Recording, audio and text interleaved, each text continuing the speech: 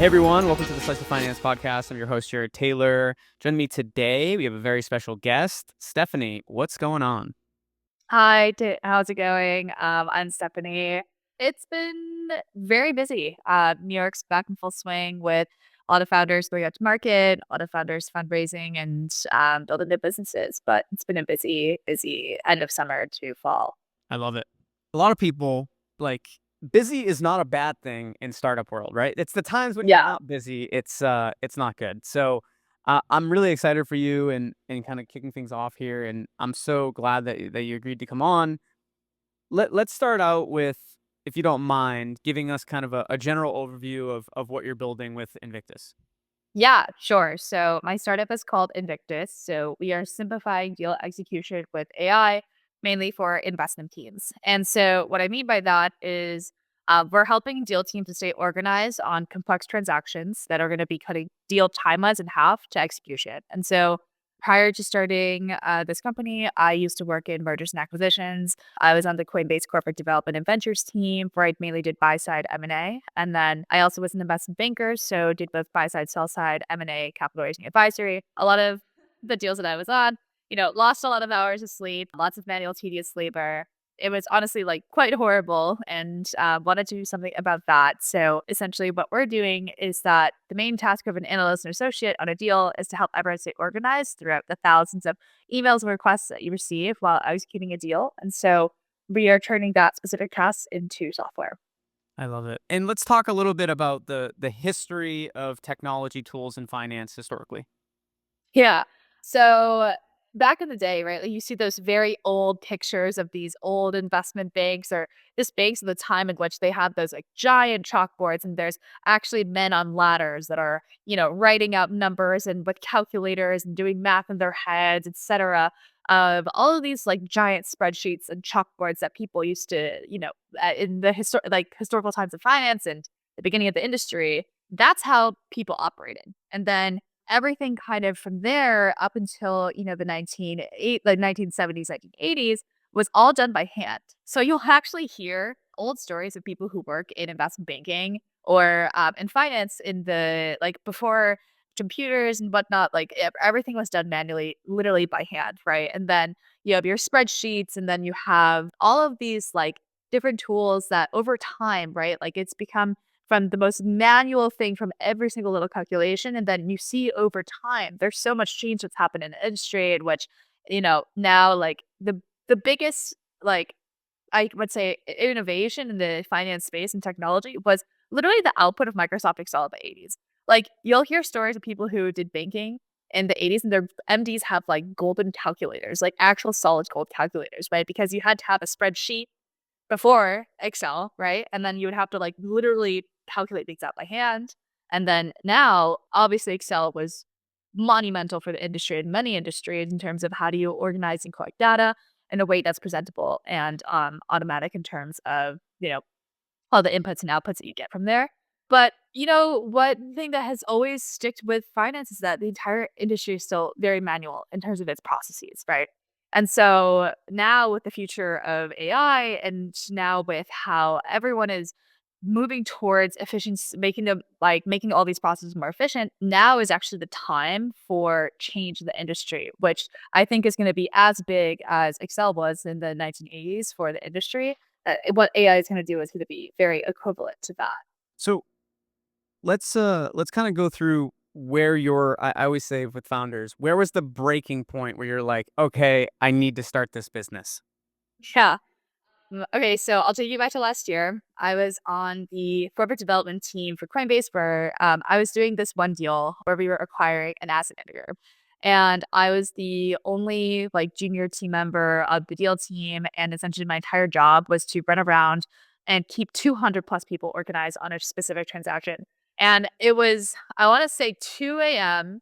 on like a weekday night. I was just up like trying to make sense of everything that was going on a transaction. And it kind of just hit me one day. I was like, wow, I can actually leverage AI to go and do this actual task of what I have to do as an analyst in a deal. And one of the more like painful things that I had to do was manage like this entire data room process, make sure our cross-functional partners got what they needed to conduct their proper due diligence. And it was incredibly manual and tedious. And I was just getting really frustrated at the fact that like data rooms and the current infrastructure of what is available today is so inefficient and so manual. And that's why like people like me would stay up until, 2, 3, 4 in the morning. And so I think this has been a aggregation of all of my experiences in terms of working on Wall Street and working on deals. But there was one moment I was like, whoa, wait, I actually think I could probably do a lot of the administrative aspects of my job. Can we go through, I know you mentioned it are kind of when you were working on a deal, right? But some other examples. So what it's like Yeah. for those listening to actually work on these deals, but before Invictus and then after what you're Yeah. Invictus. So absolutely. So for context, when you have a large M&A transaction, there's buy side and a sell side.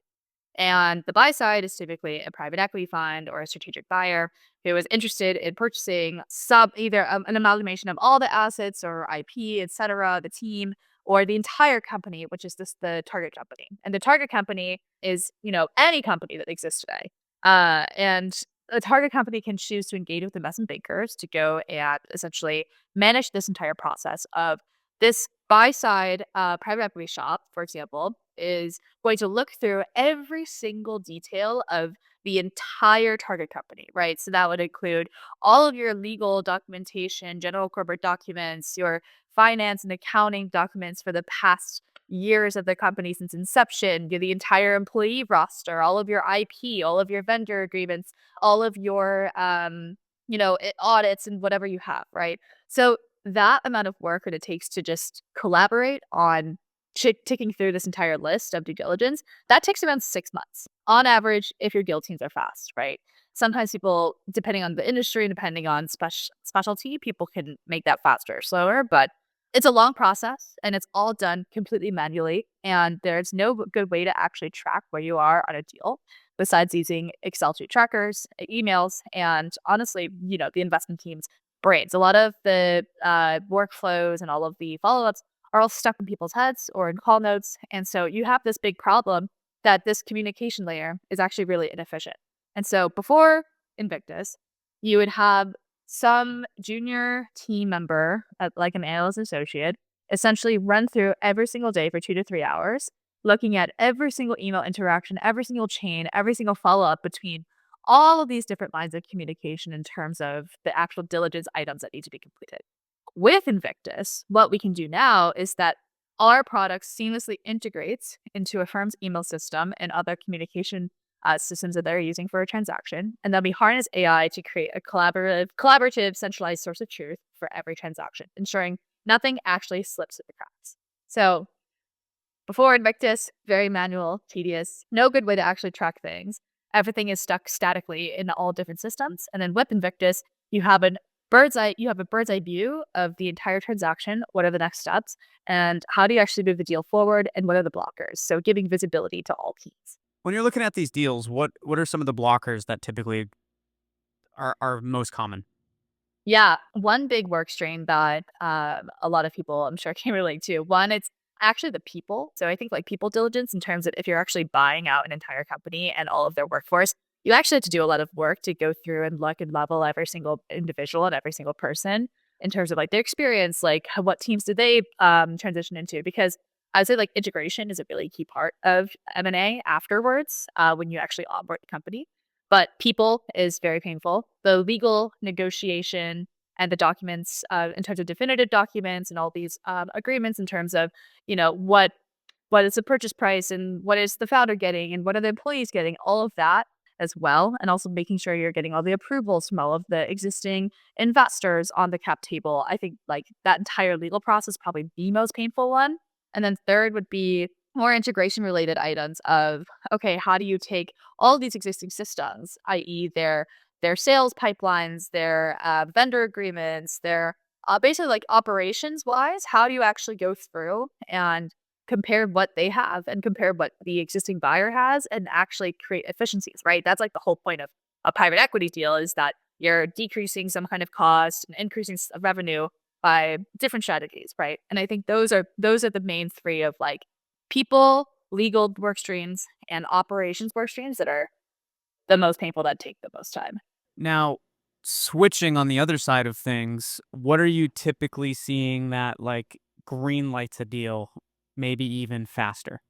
Yeah. So actually, funny enough, I was just talking to a friend earlier today who works at a big private equity shop, and so he said that one of his big, like, main pain points is that if what they see and find in confirmatory due diligence does not match up with the expectation of what they had originally in mind, right? So ideally, your process should run pretty smoothly if everything is completely accurate, well organized, and well represented, which is hard, right? Like that's hard for someone who's a founder who's never had an investment banking background before to actually go and do that because the buyers want to see data formatted in a very specific way. So a green light is essentially you have a really good investment banker, which unfortunately is kind of rare. And so you have like your entire data stack in terms of everything that a firm would want to see just completely done and ready, right?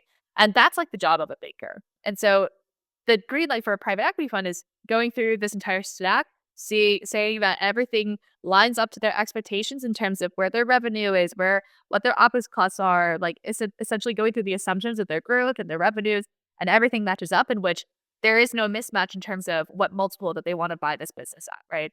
So that is the ideal scenario that expectations are aligned.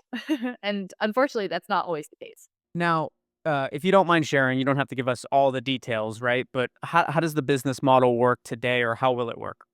Yeah. So with what we're building, it is definitely within the category of investor tools, in which the industry is serviced in an interesting way, right? So you kind of have all of these different companies that are building for different problems within like the like AI for finance or just like finance professional tooling, right?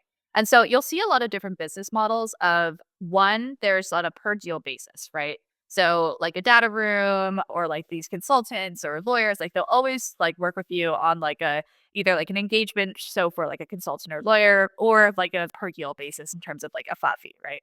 So what we're building, we imagine this to be like just a classic like average contract value starting at around like 60K, right? So 60K, this would include 4 deals that we are able to track on our platform. Also, the bigger, more meta version of our product is that we're actually going to be able to help you determine process intelligence of your deal teams and of your transactions over time.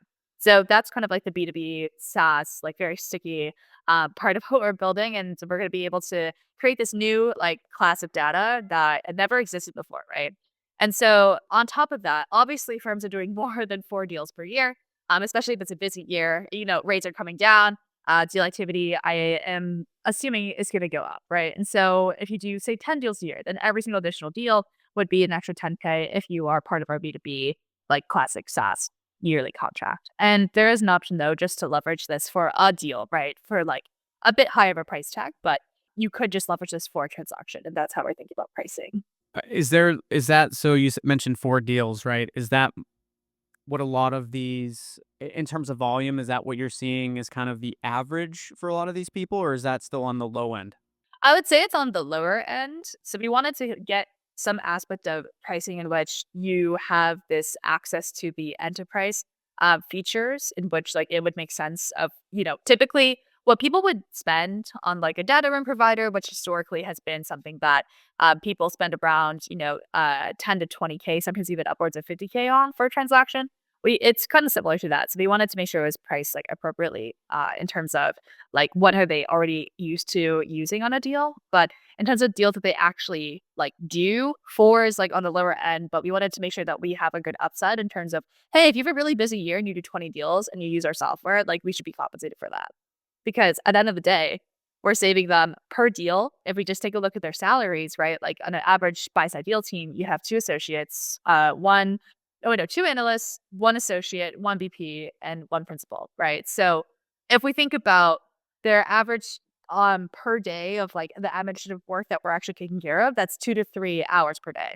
Over 6 months, that's actually equivalent if you take the average of their like hourly salaries, that's about 300K of savings per deal, right? So to pay, 10, 15K on a transaction actually makes a lot of sense. And we want to make sure that we're also, getting the upside if they end up transacting in a lot more deals. I love it. Last thing before we wrap up here, new segment I just created this second. It's called Quick Pitch. And I want to hear the quick pitch to investors that are Yeah. interested in investing, the quick pitch to a potential hire that wants to join the team, and a quick pitch on someone that will be buying what you've built. Okay. Got it. Okay, so quick pitch to investors. What Jira has done for software engineers and product managers in terms of organizing the entire teams is what we aim to be doing with what we're building with Invictus. So quick one liner there. Also like the email aspect of we're taking all this, we're unlocking all this data within the communication layer to something with an email for investment teams. Quick pitch to a hire. I would say that if you are interested in changing the way in which historically very manual, like slow moving, like industry is working and wants to, if you want to make a change in which like actually affects the way that people are working and changing the way how this industry operates and actually helping people to live better lives, it actually is really value add work in terms of now you're saving people 2 3 hours a day instead of staying up till 4 a.m. They could probably get some sleep and take better care of themselves. Also, we're a great team. We're super fun and we're super like hard out when we need to be, but we also like to, we don't take ourselves too seriously. That's kind of what I like to say is like you take the job seriously, but you don't take yourself too seriously in terms of team. And in terms of users, I would say to funds. So what we're building is going to save your teams hours of manual human labor on these transactions. Well, and in the end, will save you millions of dollars in terms of deal execution costs, as well as give you better process intelligence to make sure that you're going to be the best one that you can be in terms of running efficient deal execution processes so you can focus on the work that actually matters. Stephanie, I'm so glad that you were able to come on and chat and tell us more about the business. And I'm so excited for you and look forward to staying in touch and continuing to learn more. But thank you so much for joining us here today on the Slice of Finance podcast. Thanks for having me. It was a pleasure and excited to build what we're building here at Invictus and hopefully help a lot of people save a lot of time.